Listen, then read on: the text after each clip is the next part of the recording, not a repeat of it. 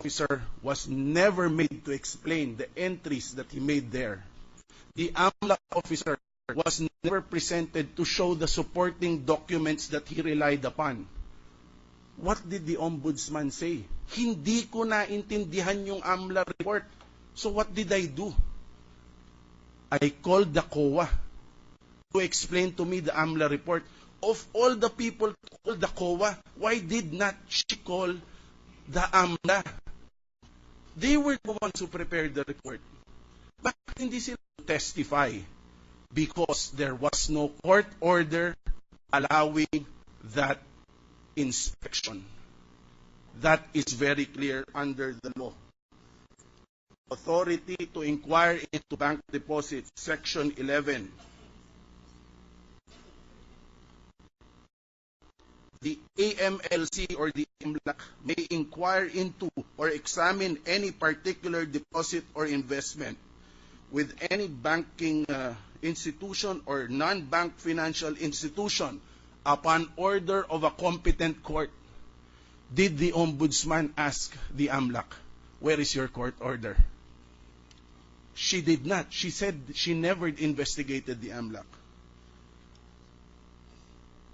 When it has been established that there is probable cause that the deposits or investments are related to unlawful activities. What are these unlawful activities? Kidnapping, drug cases, hijacking. That is definitely not within the exception. Those are definitely not within the case. And so what did the Chief Justice do? Confronted with this situation, what did he do? He told everybody, I interpreted the law in accordance with the Foreign Currency Deposit Act. And he dared everybody. Hindi po ba pare-pareho ang interpretation natin yan? Isn't it? That's what he said. We all looked at it the same way. And he said, I will sign my waiver now, and I will prove to you that we all have the same interpretation. Let's open our accounts. Let's open our SAL-ends. Let's show it to the Filipino people that we have the same interpretation. Did anybody take up the challenge before the Honorable Court? Nobody. Nobody. Nobody. Because the chief was able to show that his interpretation has been followed by most of the honest, hard-working public officials of our bureaucracy. There is no one witness here who testified that the Chief Justice accepted the bribe. There is none one witness here who said, ako po ang nagdeposito niyan kasi po may kapalit po na desisyon niyan. Not one. We are all surmising. They're saying, kaduda-duda yung movement ng pera. Napakalaki nung araw na to. Napakalaki nung ganun. Eh ba't hindi mo pinatunayan? Why did you not present the witness? We never decide cases based on doubt. We decide cases based on facts. That is how our system works. Now, yes, let me go to my last point. The prosecution says that the foreign currency deposit law is repugnant to the Constitution. My question is, can the Senate Impeachment Court declare the foreign currency deposit law unconstitutional? The Constitution is clear. Cases involving the constitutionality of any treaty, international executive agreement, or law shall be heard by the Supreme Court en banc. That is very clear. And isn't it the greatest height of contradiction if it is the Senate who will declare the product of its own work, the law that came from it, as contradictory to the Constitution? Galing po sa inyo yung batas. Umasa po ang mga kababayan. Tapos sasabihin nyo, hindi nyo pwedeng gamitin pag kayo ay nalitis. And even assuming that there is a tinge of unconstitutionality, the rule is decisions of this nature have prospective application. And let me read.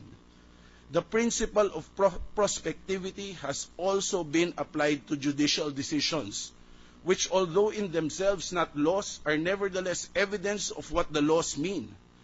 The reason why under Article 8 of the new Civil Code, judicial decisions applying or interpreting the laws or the Constitution shall form part of the legal system.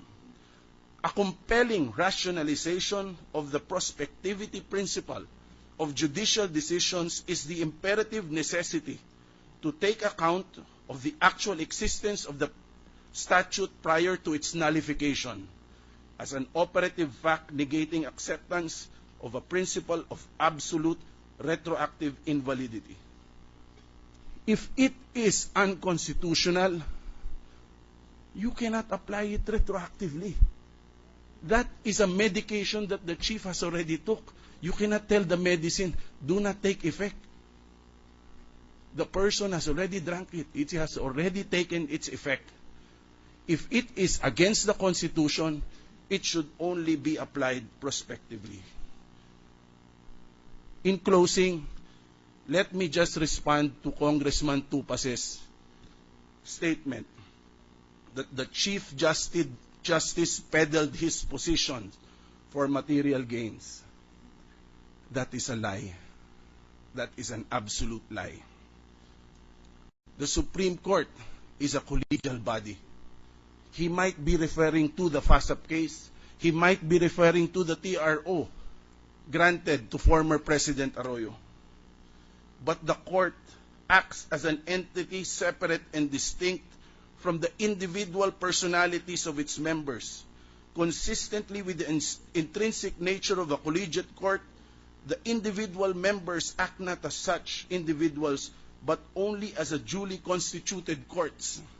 Their distinct individualities are lost in the majesty of their office. In re almacen. Do not blame the Chief Justice, Congressman Tupas. It was the Supreme Court who rendered that decision. And if you're relying on the dissenting opinion of the Honorable Chief Justice Sereno, let me just say that the dissenting opinion cannot be sustained. A dissenting opinion is not binding, as it is a mere expression of the individual view of a court who disagrees with the conclusion of the majority of the members thereof. That will be all, Your Honor. Floor leader.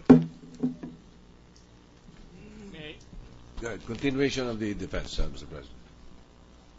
May I just be allowed, Your Honor, to carry on the You have discussion? 27 minutes and 36 seconds. Nabawasan yata naman. Thank you.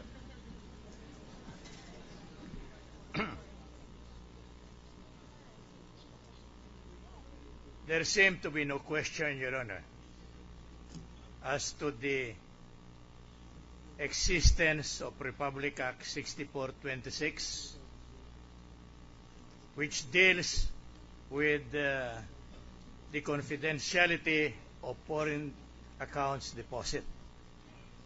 But a question that apparently surfaced is the challenge or the allegation to the effect that this law is in violation of the Constitution. I do not know of any case whatsoever, nor any proceedings before the Supreme Court, Your Honor, questioning the legality and the constitutionality of that law. And simply because a senator or a justice say that a law is unconstitutional is no dictum to the effect that it is really unconstitutional.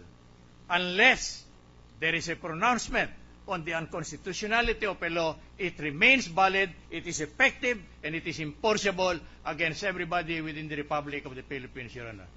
As of date, I am not aware of any law or any case, Your Honor, that even merely challenges the constitutionality of Republic Act 6426, Your Honor. What does that imply? It is certainly valid.